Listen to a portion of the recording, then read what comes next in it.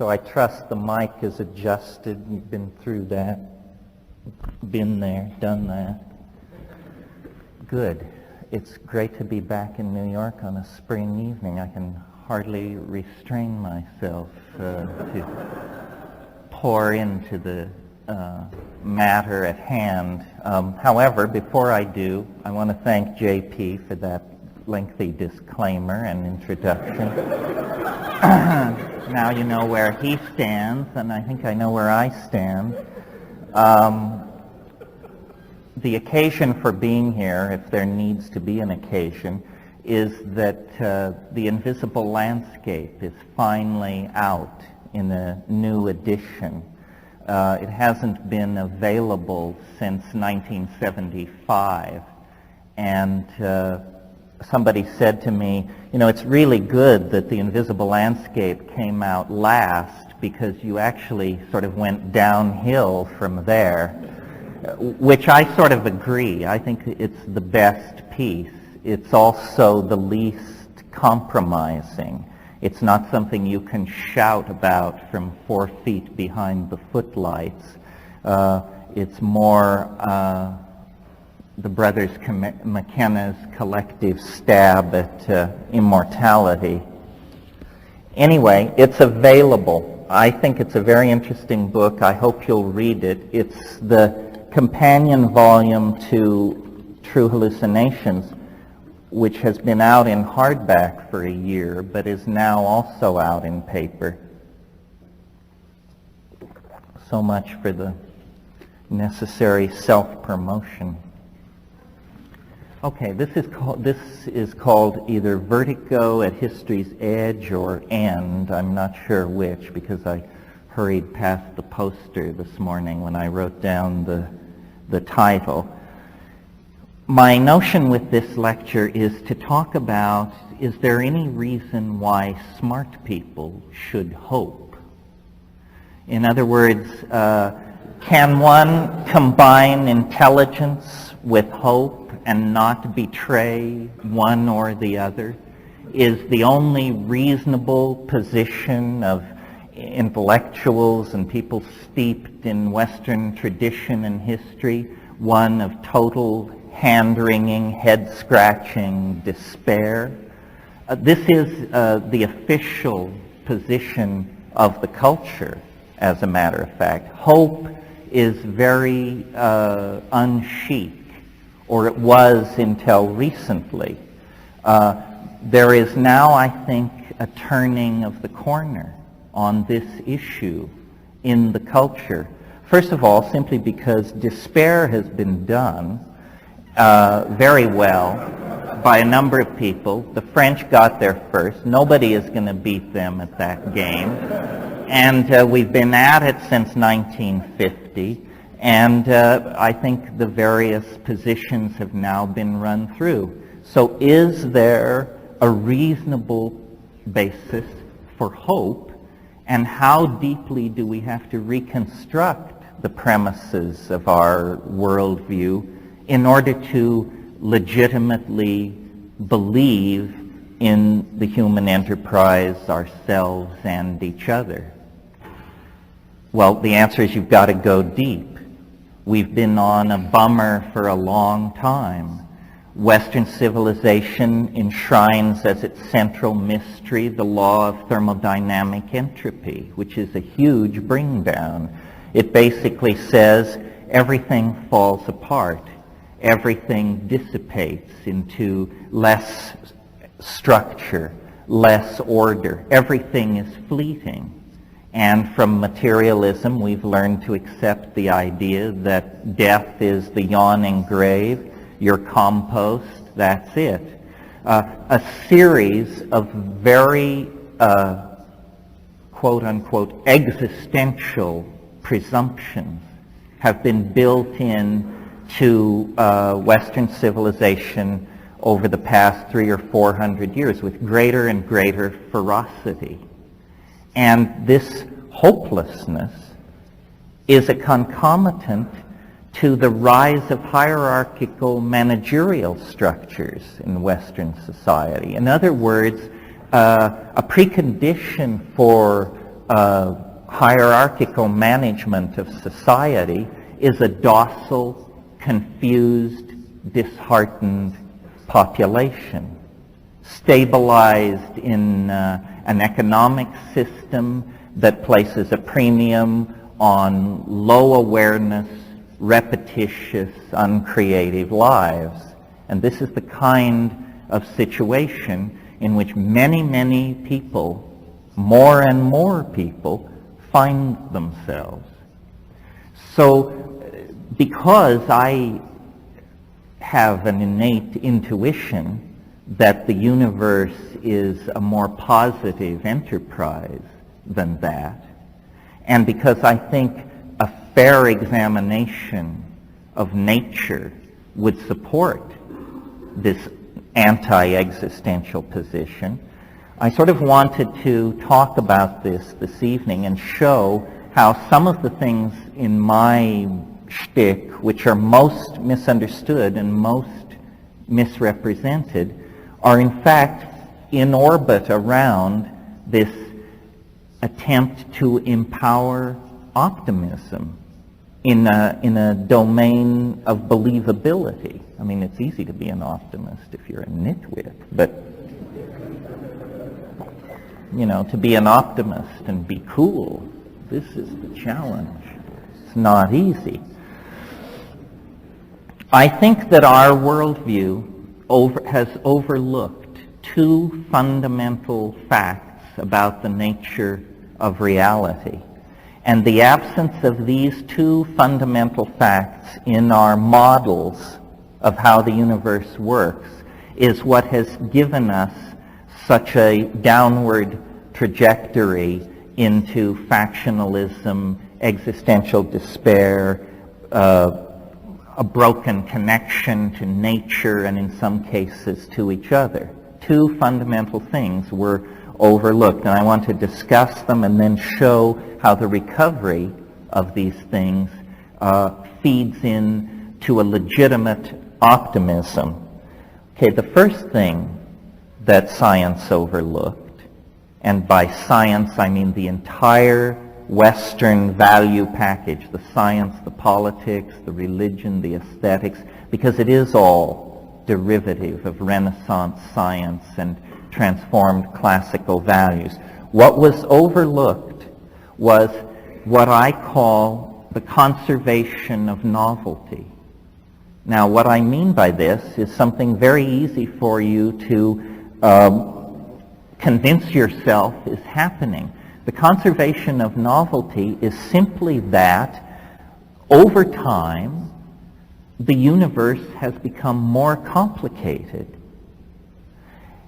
New levels of complexity become the foundations for yet deeper levels of complexity.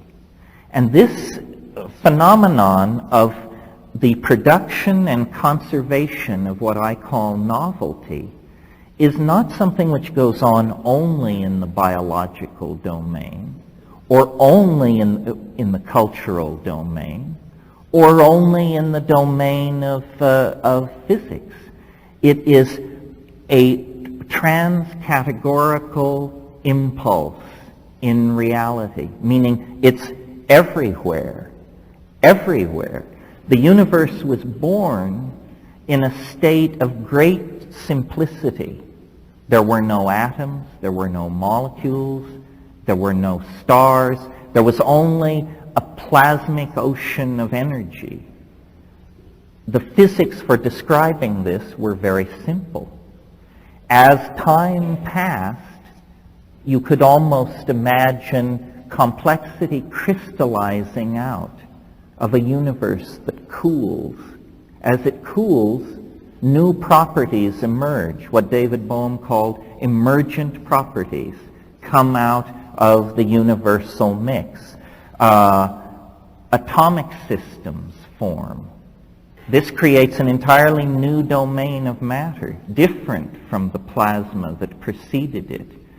As the universe cools, matter aggregates into stars. Stars cook out heavier elements, among them carbon. carbon sets the stage for four-valent complex polymer chemistry that sets the stage for life. Simple life sets the stage for complex life. Complex life sets the stage for multicellular advanced animals, land animals, so forth and so on. You see what the process is here.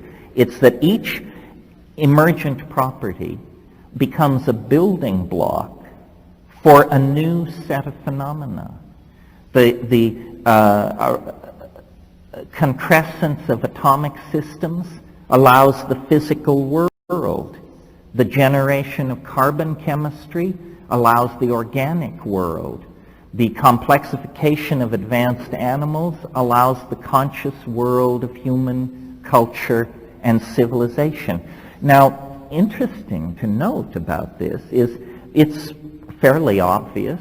I don't think we have to beat each other over the head with it. It's pretty clear that it's true and that it's happening. Yet science has never joined us in this perception of the obvious. Science believes in evolution, but in biological systems, but defines it as a completely non-progressive process where random mutation meets natural selection, and out of this comes an ever differentiating set of forms. But an orthodox evolutionary biologist will be quick to tell you, you mustn't make the intellectual error of thinking of this as progress or advance or movement toward a goal. These are all teleological ideas that science expunged from its evolutionary theory. So biological process is not seen as progressive. And yet, what I'm saying to you this evening is that not only is biology progressive, but it emerges out of an antecedent progressive process, the evolution of physical matter and the physical universe of stars and so forth, and it anticipates a deeper advance into progressive integration in the form of culture, language, human beings, the creation of material culture, the elaboration of the arts and sciences, so forth and so on. Okay, that's I think, fairly obvious. And yet science, by denying it, gives us no arrow of purpose in the felt world of human existence. When you go to the universities and you ask what is history, you will be told it's a trendlessly fluctuating process. Well, this is fascinating. If it's a trendlessly fluctuating process, it is the only process ever observed to behave in that fashion. Processes, by their very nature, have an innate predictability. So that's the first thing that I think science and the worldview derivative of it has overlooked, that from the very birth of the universe, there was a progressive advance into complexity that built on previously achieved levels and adumbrated those levels, brought them to still a deeper expression of novelty and complexification, until we arrive at this moment in this city. And I submit to you, this is the most complex moment in the most complex place in the universe to date, because we have the physical world, the natural world, your basic human world, your basic post-industrial human world, the world of electronic human integration, the world of post-modernity. We are the inheritors of all the complexity that preceded us. Okay, So then that brings me to the second point, empowering optimism of a fairly radical sort. And again, I appeal to your observational intelligence. Nothing is going to be asserted that runs counter to intuition, but what is asserted runs counter to the description of reality that we're getting from science. The second point relates to the first. It is this: not only has novelty conserved itself and built on what has been achieved in the past to move toward the future, but, and of the 2 points, this is the more important, each stage of advancement into novelty, into complexity, into concrescence, has proceeded more quickly than the phase which preceded it. The universe is in a state of asymptotic acceleration of some sort. And this has been completely ignored, not ignored, denied by science. I mean, science says that everything interesting happened at the beginning of the birth of the universe. In a few very short eras, a number of physical states came and went. A number of sets of physical laws superseded each other. But after a few minutes, the universe settled in to a steady cooling along the lines which we see around us. And then science says that at some unimaginably distant point in the future, the stars will burn out, entropic heat death will set in, all structure will dissipate, and the whole thing will sort of evaporate away like an Alka-Seltzer tablet.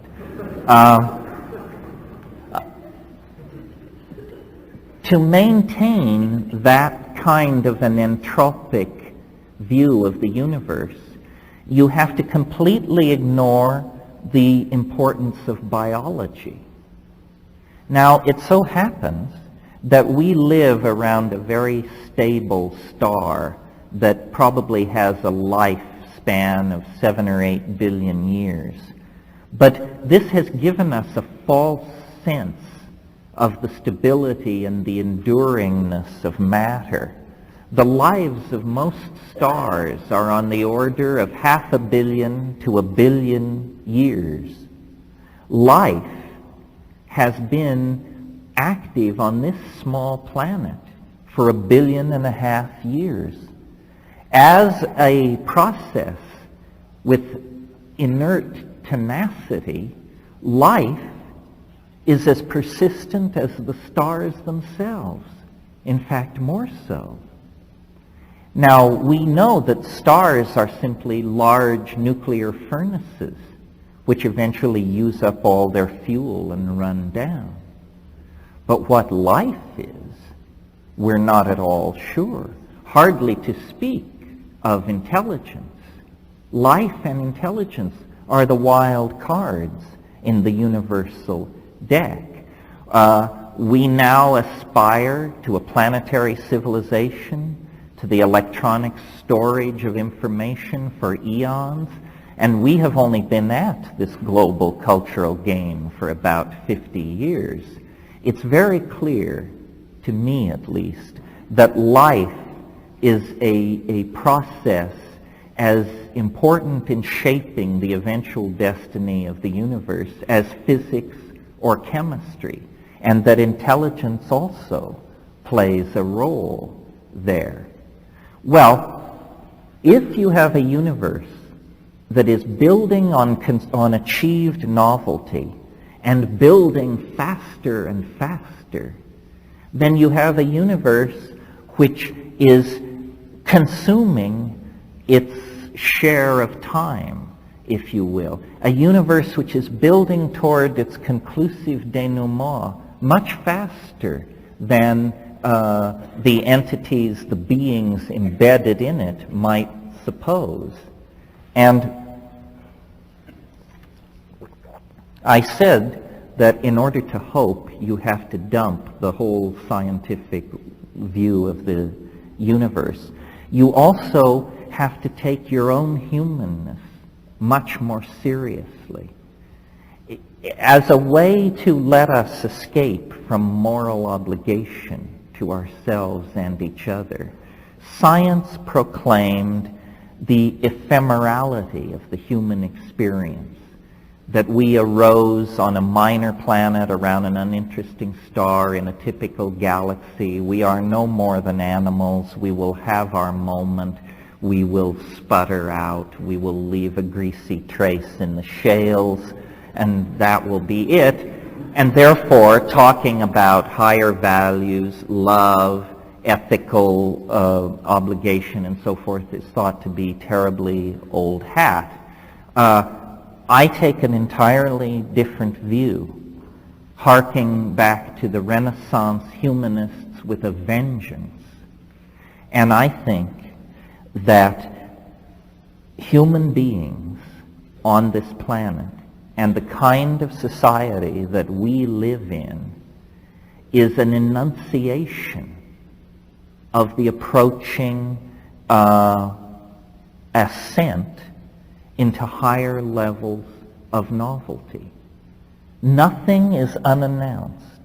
Nothing comes unexpectedly if you know how to read the signs.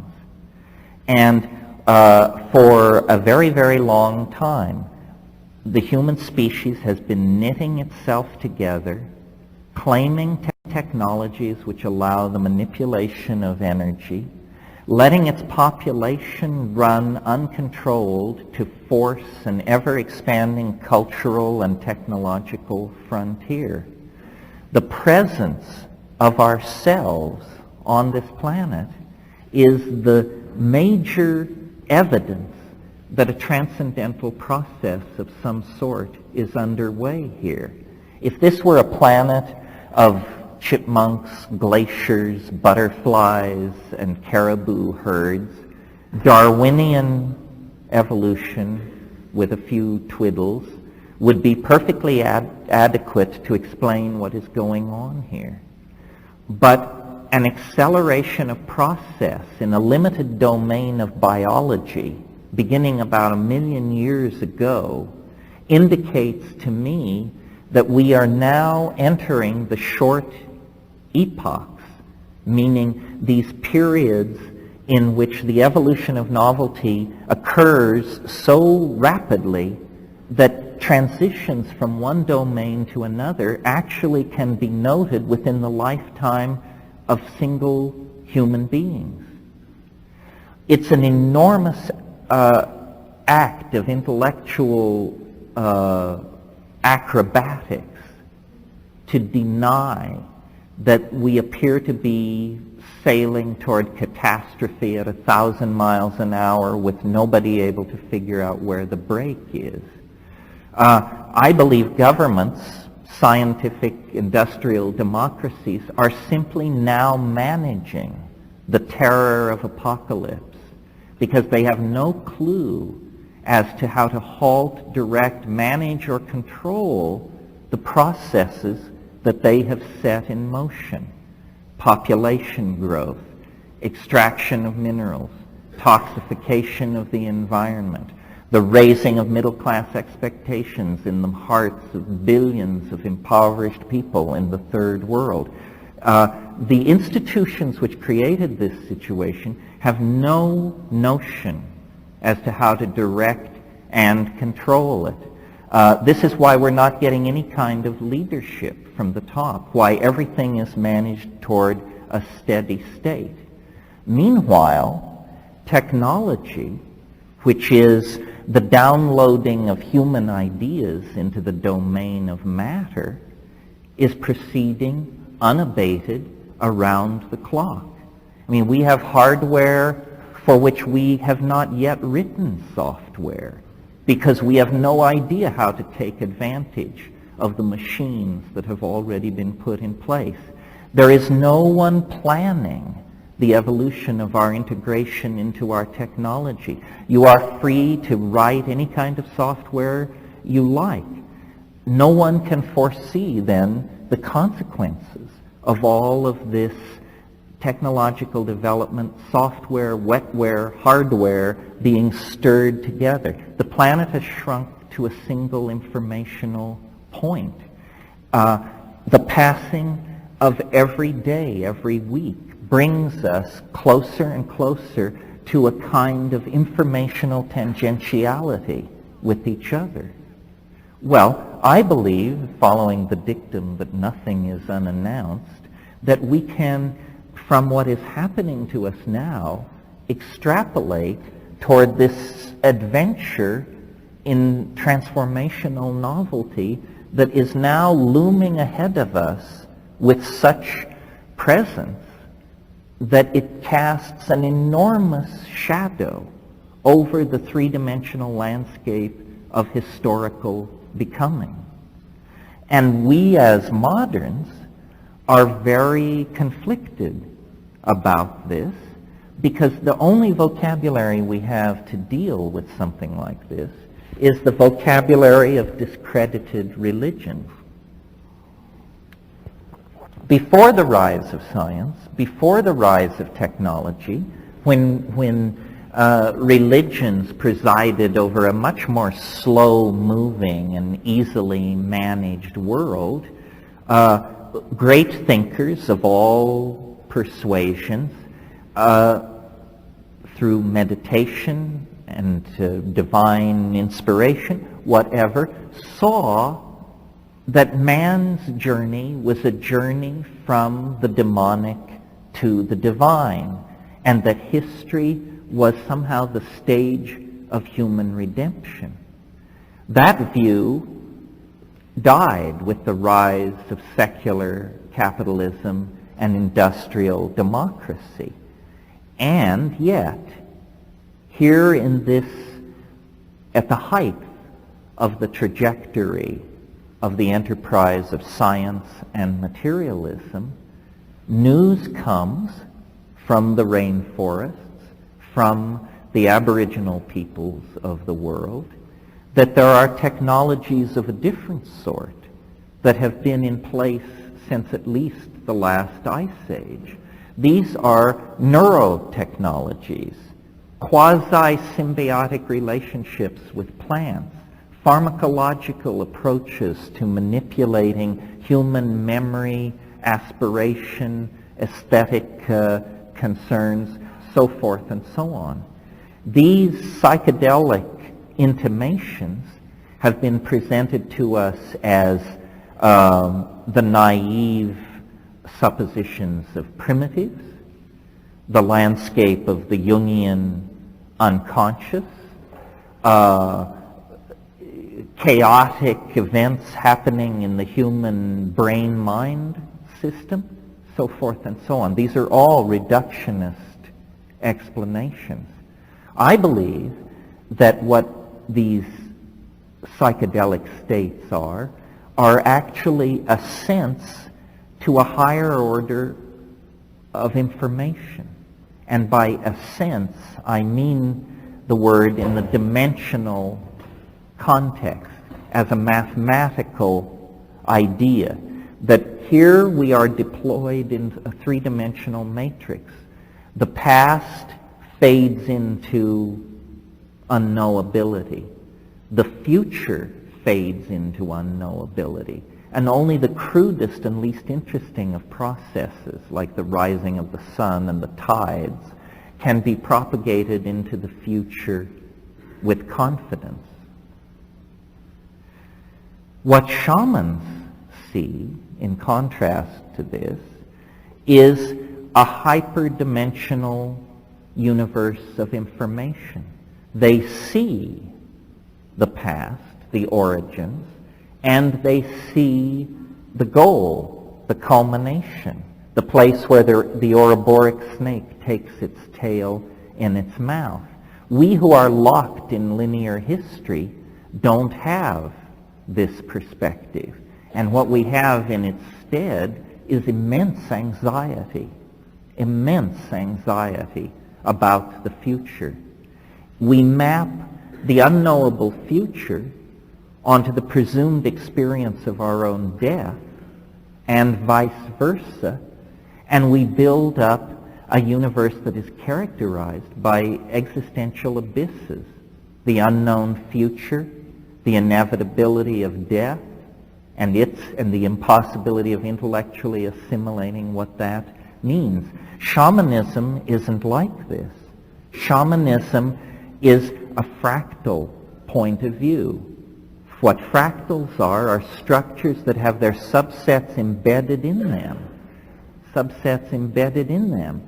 So the course of the history of an entire people can be known by looking at the history of an individual or a family.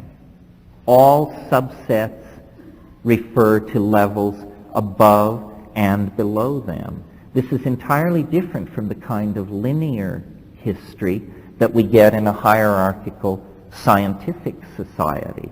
It is more characteristic of experience. And this is a very important point, because the two phenomena that I tried to call your attention to that argue for hope are the self-evident accumulation of novelty and the self-evident acceleration of that accumulation of novelty. Well, now notice the phrase self-evident. These are not things that you have to study advanced mathematics to perceive. These are not things revealed to the holders of advanced degrees. This is stuff that one can tell by feeling into the world. The structure of linear society has disempowered the individual.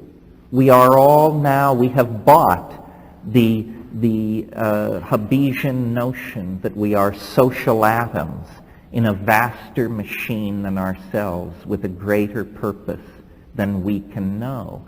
This is actually hogwash. As you move away from the human individual, the consciousness about what is happening becomes more and more low-grade and amoeba-like. You have the consciousness of the Giuliani administration, the consciousness of the American government. You see, as you widen the Venn, it becomes more and more primitive, more and more simply a matter of stimulus and response. But you, the supposed irrelevant atom at the center of this process, make very subtle judgments, take in information of all sorts, compare, contrast, weigh, understand, seek evidence. This is the subtlest thinking that's going on. But we don't reclaim our own minds. We look for institutional guidance, and yet it was institutions that guided us to this moment. So the character then of this next advance into novelty is, from my point of view, now easily discerned. It is boundary dissolution. This is what is happening. This is why great wealth and great poverty must come to terms with each other. It's why the first world and the third world must come to terms with each other. It's why gays and straights must come to terms with each other. Boundary dissolution is what is happening. And this has been going on for a long time, but it affected our peripheral technologies first, almost without us noticing it. We've gone from a world where information moved at the speed of a horse's gallop to a world where all information is cotangent. Space is only an illusion of the plebes. Everyone else, with their computer networks and their connections, knows that the world has become a kind of virtual point. And yet still we maintain the most toxic of all the fictions to come out of the dominator experience, the fiction of the individual ego. This maintenance of the fiction of ego is what is exacerbating a smooth transition into a new world order, because people have one foot in the dematerialized, collectivist, virtual, feeling-toned, experience-based future, but they also have one foot in the in the consumer fetish, objectified, constipated, linear, acquisitive, class-conscious, sex-conscious, race-conscious past. And each one of us is a union of these opposites. Each one of us is trying to make some kind of a alloy of our hideously dysfunctional cultural past and the incredibly compelling yet frightening, dimensionless, boundaryless, polymorphic, polyamorous future. And to my mind, then, the role that psychedelics play in all this is critical because they are catalysts for change. If you are not moving as fast as the general wave of novelty, psychedelics will bring you up to speed. Society will go from being utterly incomprehensible and horrifying to simply being horrifying. If you are up to speed, and you with the cultural wave, and you then avail yourself of psychedelics, you become a force for spreading calm, spreading understanding. Because make no mistake about it, as we close distance with the transcendental object at the end of time, there is going to be a lot of vibration accumulate on the superstructures of the social airfoil. If the airfoil cannot be redesigned in flight as we approach this barrier, we will be ripped to pieces. This is, H.G. Wells said in 1905, history is a race between education and catastrophe. And it is going to be a photo finish. If we end up a smear through the shale and nature concludes that intelligence is something never again to put into the hopper, then it will be an enormous tragedy because we didn't go down without a struggle. We have the technologies, the ideology, the compassion for each other and caring world. We are not a lost cause yet, but we may end up a lost cause. And people then say, well, what should be done? The Tolstoyan question, what then should be done? Well, I came up through the whole Berkeley thing in the 60s and all that, and I'm very wary of hortatory political prescriptions for what should be done. I mean, we saw that the best impulses in Marxism turn into the most horrifyingly regimented and totalitarian societies. Goodwill is not enough. So what is to be done? I think the answer to this is not only nothing, but considerably less than nothing. And what I mean by that is that the real solutions to our problems lie in a series of negatives. Do not believe.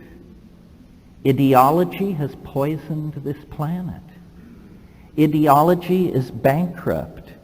It's a skin game. It's a shell game. It's only for Marx and Marx. It is beneath your dignity as a body to get mixed up in ideology. I mean, after all, where is it writ large that talking monkeys should understand the nature of being anyway? So belief is an incredible cop-out on intellectual truth-seeking, because belief precludes believing in its opposite. And so this is a self-limitation. You've become your own cop. And the ideologies of the 20th century are so shoddy and hobbled together or toxic to human values, they're not worth believing in anyway. So deconditioning ourselves from belief. Some people call it cynicism. I call it good sense. I'm not a cynical person, but I know shit from Shinola, and I don't expect people who don't to get a lot of respect from the rest of us. I mean, what does it mean if you're an optimist and that means you can't proclaim the difference between boot polish and excreta? It's ridiculous. Okay, don't believe. The next thing which comes out of that and is an even stronger prohibition, don't follow. Following is a tasteless position to find yourself in. Pets follow, vice presidents follow, and bad acts follow. So, why follow? All of these gurus, geishas, roshis, and rishis are simply flim-flam artists. They've had thousands of years to get these cons together and run them on you. Believe me, I know, I'm a recovering Catholic.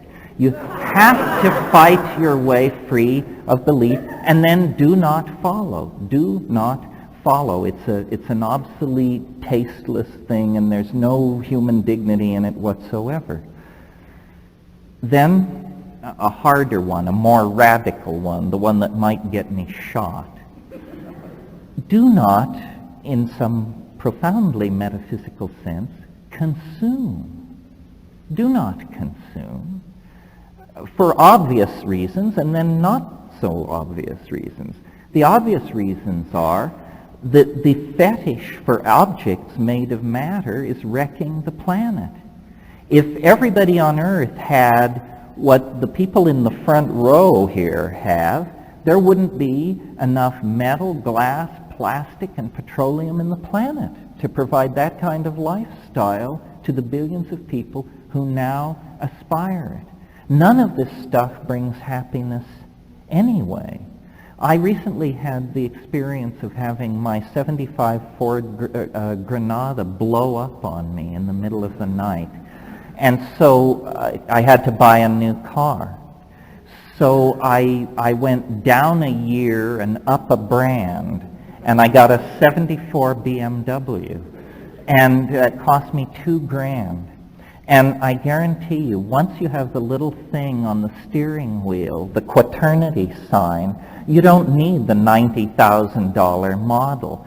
What we should all do is buy antiques. Don't consume anything which hasn't already been made. There's a lot of shit that's been made. It's all over the place. I see it in Manhattan going for a bundle. What we need to do, you see, is retool our values so that what is new is odious, tasteless, déclassé, embarrassing, and not to be found in the better homes. The older things are, the better they are. Here's a 50-year-old chair, fine. Here's a 500-year-old chair, how much better? We need to cease to consume, and I'm somewhat facetious in suggesting that we all become aficionados of Chippendale furniture and that sort of thing. That isn't the plan either. But the endless fetishism for consumer objects is wrecking the planet. And then finally, well no, not finally, there's one after this, but another negative, and this is a slightly more difficult to follow, requires a little cogitation. It's insidious. We shouldn't watch. We shouldn't watch. Watching is some kind of voyeuristic, sadomasochistic peculiarity that we are permitting ourselves because we think there are too many of us to do. But I don't think this is true. I think watching is an incredibly disempowering thing. Millions of people live half-awake larval lives watching 6.5 hours of TV a day. And as long as they stay in their homes, shopping by phone and fax, everybody is happy. But they participate not at all in the society. They're the marks, and they consume. They consume the media, the entertainment, the clothes, the styles, the brands.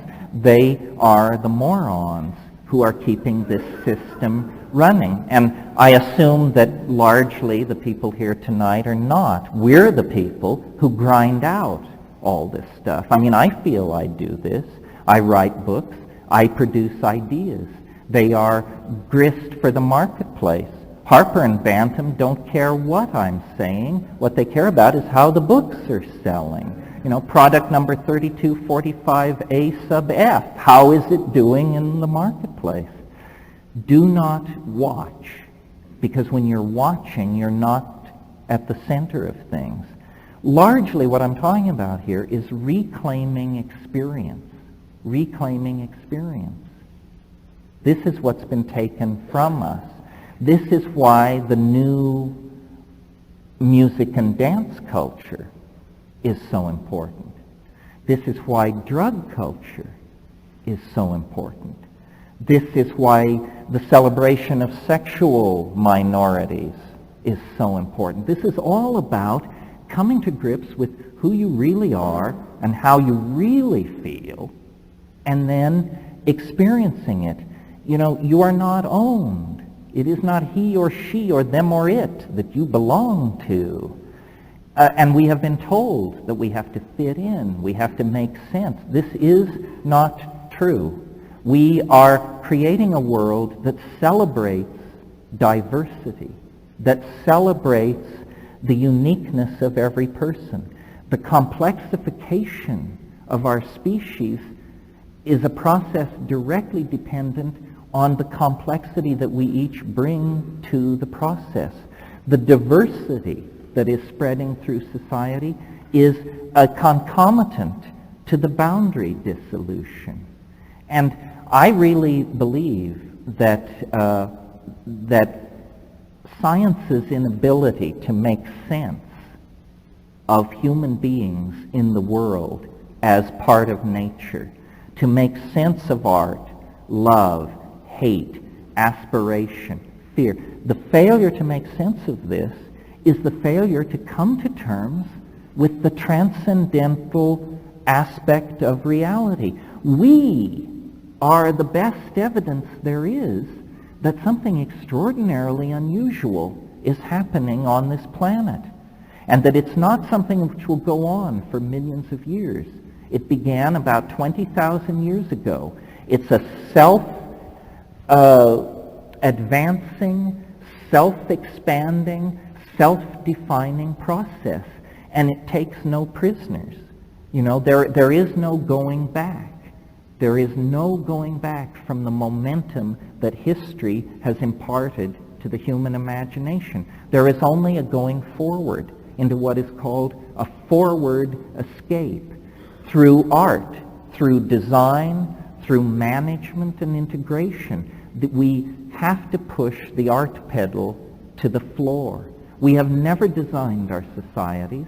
We have never managed our societies or our lives. We have never tried to make what we were serve an aesthetic agenda. And that's why we've created a mess.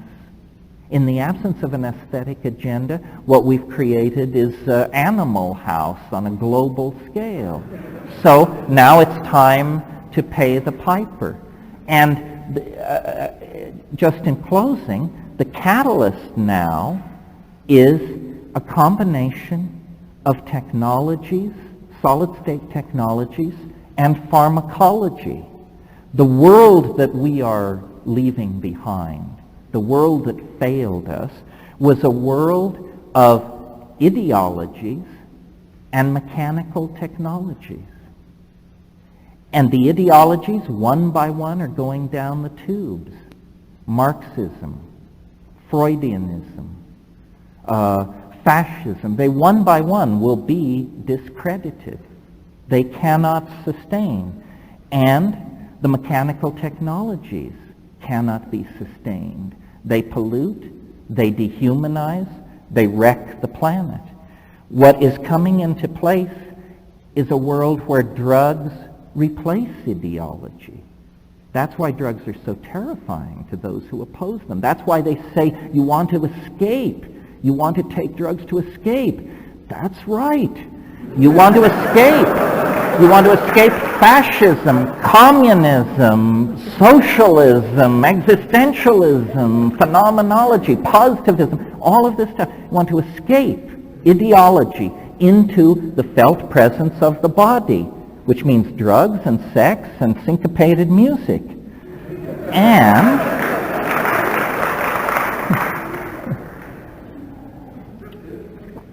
And parallel to this development and happening in different sectors of society is the hardwiring of our imaginations, the building of databases that we can access instantaneously that make the human past co-present with the now. The boundary dissolution that I'm talking about includes the division between past, present, and future. This is what it means to end Newtonian time. It means that the past, the present, and the future become a coextensive domain where everyone then awakens to the fact, which was always there to be observed, that there is not simply one past. There is nothing called the past. I have a past, you have a past. It's not the same past. Consequently, the futures we are going to are different. We create our own realities as a species and as an individual. And so what we are passing through here in the now, in this lecture, in the 20th century, is a moment of community. A gam, as Melville would say. A gam is where two sailing ships, two whaling ships meet at sea. That's what we have here. A gam, a moment of dialogue. And then we will each go back to our own private Idahos. But the thing to take back to those private Idahos is the awareness that human history secures the central importance of human beings. We are part of a universal adventure. What happens to us decrees the fate of a vast set of universal processes and circumstances. We are not ephemeral, irrelevant to each other or to the greater whole. This is the truth of psychedelics that Aboriginal societies have always known, and it's the truth that we had to sacrifice in order to make the prodigal journey into matter. But the prodigal journey into matter has now been concluded. We've found the top quark, we've shut down the super collider. Now we need to go back to the problems of the human soul. And there isn't much time, but the tools that have been put into our hands are the most powerful tools there have ever been. The Gaian connection into the vegetable mind of the planet that we are trying to mirror and hardwire on a human scale. Nature is full of interest and affection for humanity. It's up to us to discover that humanity in ourselves, because we have gone so sour along the rational path, and connect it up with the rest of nature. This is a process which is happening, but it's a birth. It can go with ease because we help it from this side, or it can be traumatic because we resist, and as McLuhan said, insist on driving the automobile of history using only the rear view mirror. That's no way to proceed. We need to wake up, smell the coffee, turn on the lights, get loaded, and direct the human future toward a mirroring of aspirations such that we are pleased then to turn the enterprise over to those who follow us. Well, that's that, I think. We'll take a brief break, like 15 minutes. I'll sign books. I'll only do signatures because of the shortness of the break. Circulate around. We'll come back and do a half an hour or so of Q&A. Thank you very, very much for coming out tonight.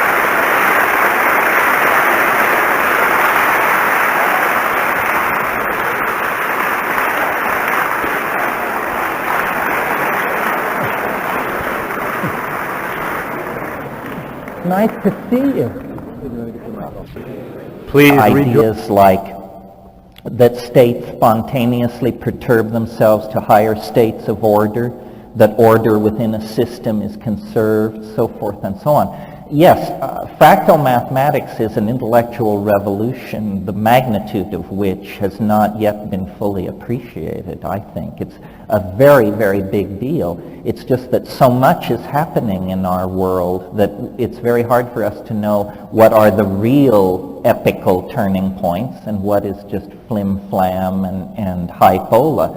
But the power of fractal mathematics has carried the human mind to a whole new level.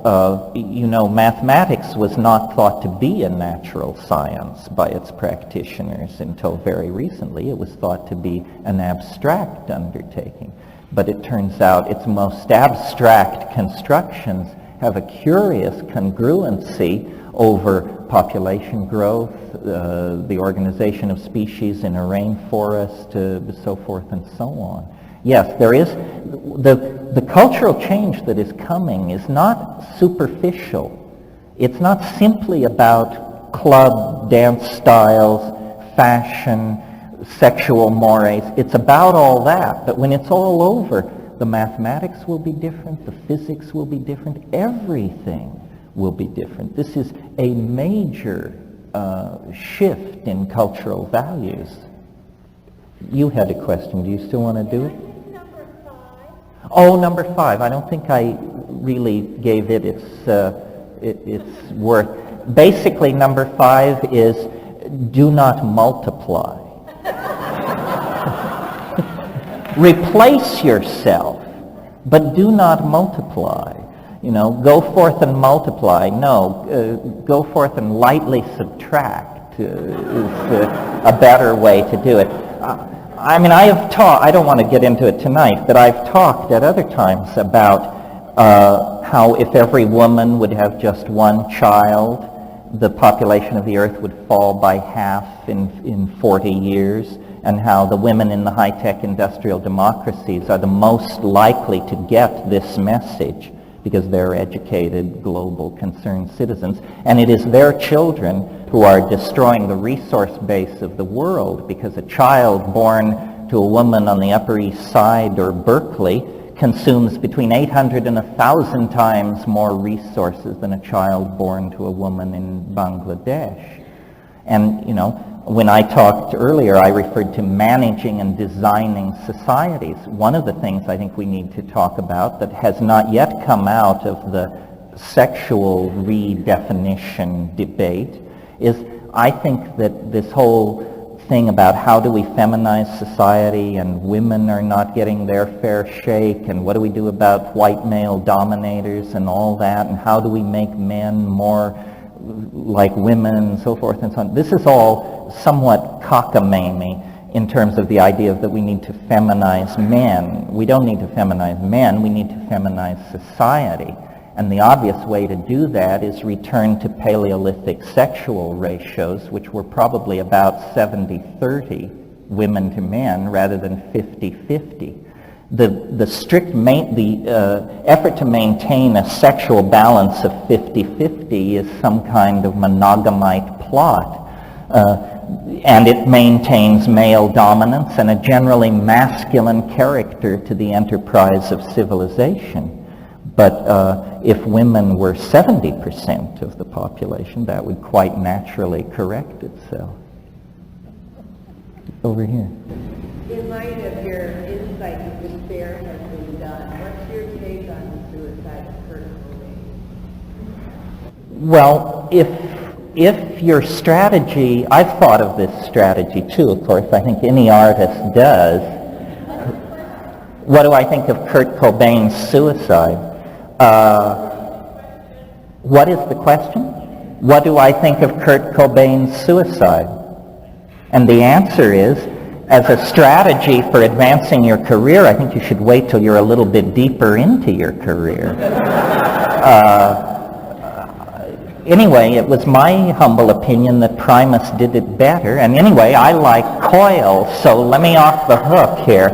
I'm a house guy, and I wish those people luck, but you're more likely to find me listening to World Without Walls. Yeah.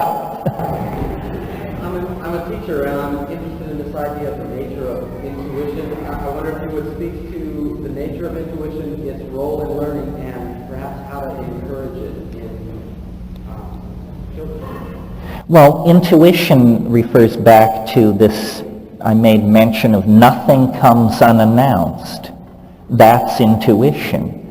But the rational mind has a real ability to slough off the intuition. The intuition never shouts. It never grabs you by the lapels.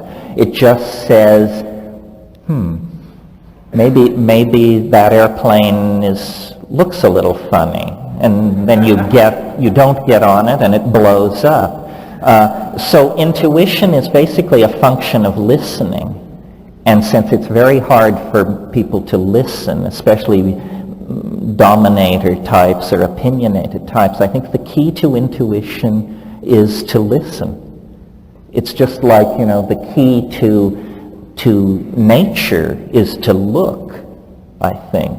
I read a wonderful quote last week. I think it was Goethe said, thinking is better than knowing, but looking is best of all. And I think that's a very psychedelic perception. Knowing is the worst of all. Knowing is a huge drag, and it's a chimera anyway. Nobody knows anything. Don't let them kid you. I mean, we're monkeys here. Let's not lose sight of that. Yeah. Regarding what you got to say about consuming and stopping consuming, and also what you just mentioned about population, I think these go against your idea of the aggression of novelty, and that actually, I agree with you that we need to stop consuming, but the nature of life is to consume. All of life consumes something and then gives off a byproduct, which hopefully is recycled most efficiently in a cycle. And I think in our society and culture, we've lost track of that whole chain of flow, and we need to reincorporate that, and that what we make to consume should then be made to last and be valued. But with each level of computer, with each new video camera and thing that we're using, there is this aggression of novelty and complexity. And the most important aspect is the fact that we can do more with less. So before we said that everyone in the world would have what everyone at the front row would have today, yes, we could do it, but since we are being able to do more with less, we can come to the point where the earth, all the physical resources can support all humans, not just the 5 billion today. And we said to stop reproducing, but I also think that there's something to say about the population that if we continue to grow like we are growing, that we might reach a certain point of bifurcation where an unprecedented something will arise out of 10 billion humans, let's say, just as in other chaotic systems, which when they get pushed to a certain point, all of a sudden, like a plasma, which is chaotic, if you keep putting more energy into it, it'll all of a sudden form this beautiful toroid shape, which is unprecedented by... Well,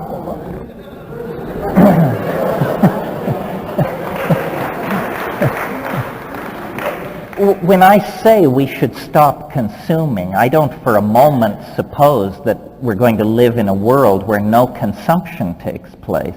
I mean, or we're going to live in a world where population growth is instantly halted. There's more than one way to force novelty out of a system, and simply repetitiously breeding, that's a habitual activity. And it does force a certain kind of novelty, but it's a novelty born of desperation. My notion is that you get much more novelty out of a system if every person is valued, if every person has leisure time and opportunity for education and this sort of thing. The ingression into novelty doesn't necessarily mean an endless expansion of an inventory of available tchotchkes.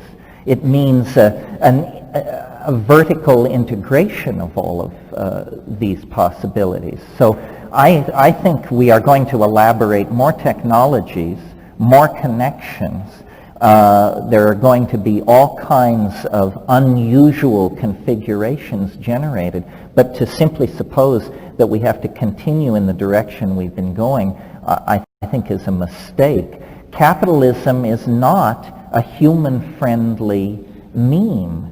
I mean, capitalism will sell the ground right out from under where you're standing. It has developed a rapacious appetite for its own survival at the expense of human beings.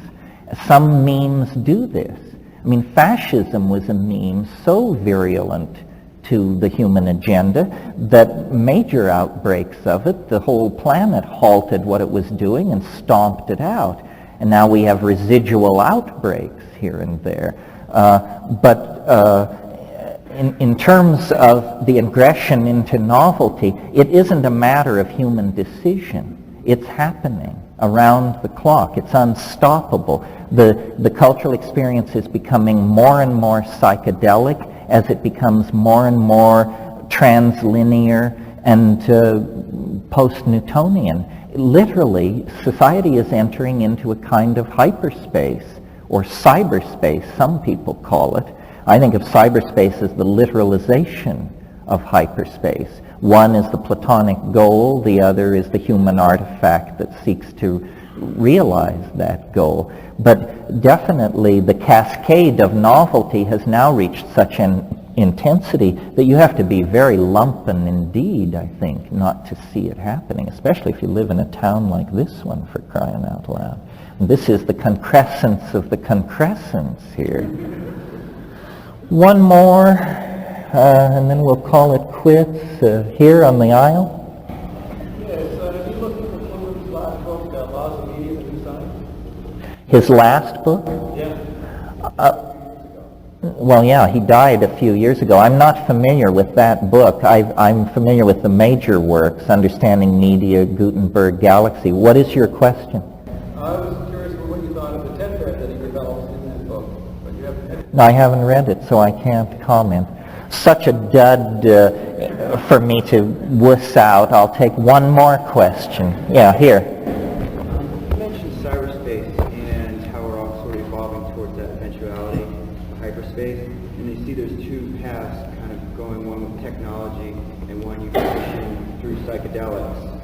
And there's two views of the technology. One as a parallel, going along with it, mimicking it, maybe a simulation of it, and it could be the wrong path or the correct path. Or maybe there's the view that that path is a scaffolding to achieve the organic pathway, where if it mimics it, it might bring a popularization or a socialization of the psychedelic experience to bring organic hyperspace. I'm just curious in your view of how you see technology functioning down one path or the other, or a coexistence of the organic and the psychedelic. Well, what I actually imagine is a confluence of the two. The question basically was compare and contrast evolving cyber technology with shamanic technology. Compare and contrast drugs and computers. Are these things in parallel? Are they complementary? Or are they opposed? What are they? I think that computers are drugs too large to swallow, essentially. and that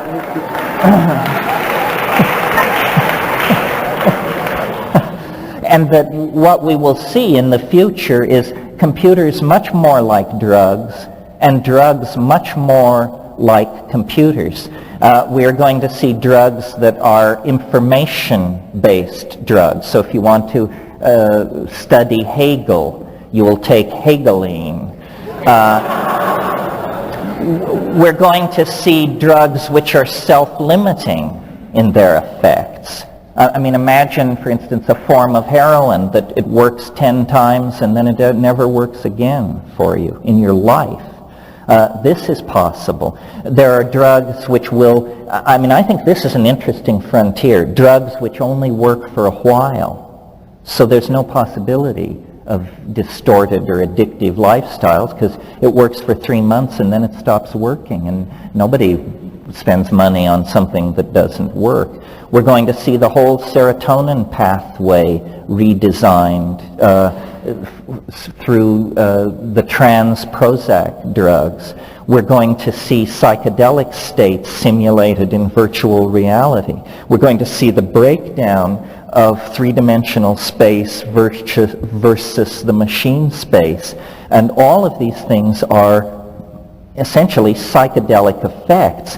It's only this Newtonian emphasis on product and ego and body locus that makes us see the drugs as somehow locked in the molecules. The entire experience of human history is a psychedelic experience. And we're now in that place deep in the second hour where it all comes together. The integration of some kind of unity out of the multiplicity of phenomena is now in reach. We are literally hardwiring the human unconscious. The human unconscious is ceasing to exist. It's becoming a smaller and smaller domain as it is transferred over into the hardwiring of the cultural database. We cannot become the species we want to be with an unconscious mind. That's an artifact of the monkey phase that has no place in a global civilization. And the making conscious of the unconscious is the combined task of cybernetics and pharmacology. And I trust that everything is on track and moving forward. It seems to me the adventure is underway. I don't see myself as predicting something that will happen. I've become a narrator of a phenomenon in progress, if you understand what to look for. Granted, it will become more intense in subsequent episodes, but all the pieces are now in play. The challenge of postmodernity, the challenge of the psychedelic, millenarian, eschatonic world is the challenge of our own daily lives and relationships. It is here. It is here. All right, and I'm out of here. So.